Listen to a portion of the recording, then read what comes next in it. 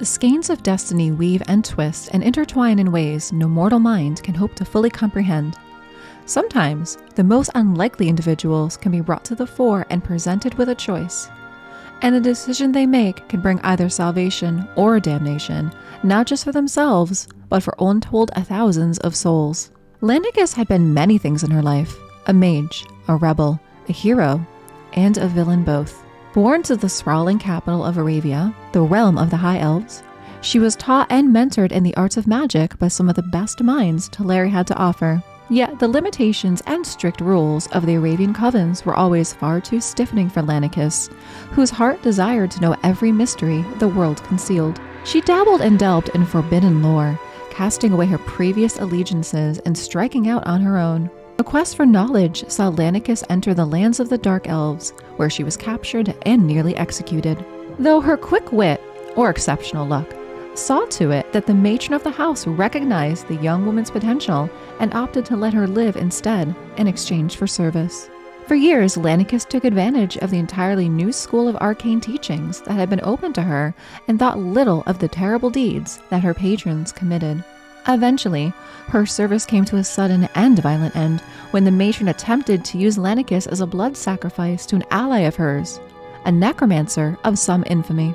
The resulting skirmish saw Lanakis victorious and her former benefactor slain, albeit this was only the beginning of that particular ordeal, for the necromancer was but a single wizard of a powerful dark lodge, and the plans his peers had woven encompassed much more than might have appeared at a glance.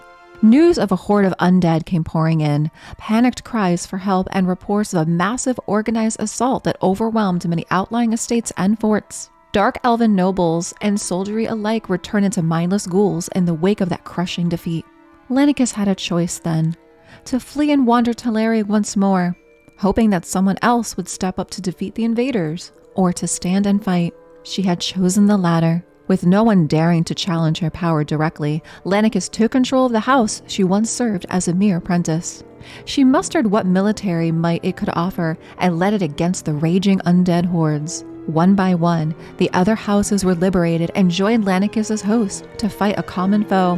One by one, the necromancers fell before her, unable to match the elven sorceress's power. At the height of the conflict, the Arbiter herself joined the fray. With her and her champions standing beside Lanakis' armies, there was no doubt of victory. And when the last of the undead had been purged, the Arbiter called upon Lanakis to bind her soul to Lumea in eternal service. Though far from a pure and innocent hero, she had been chosen by fate nonetheless, and almost single-handedly thwarted a plot that would have plunged Teleria into the madness of war. And though her freedom was valued high, Lanakis saw the wisdom of this pact. For a while she would have to bind herself to a cause greater than anything she ever imagined fighting for. It did give her the ability to expand her mastery and knowledge without boundaries. So, reluctantly, she accepted and joined the ranks of the Arbiter's champions.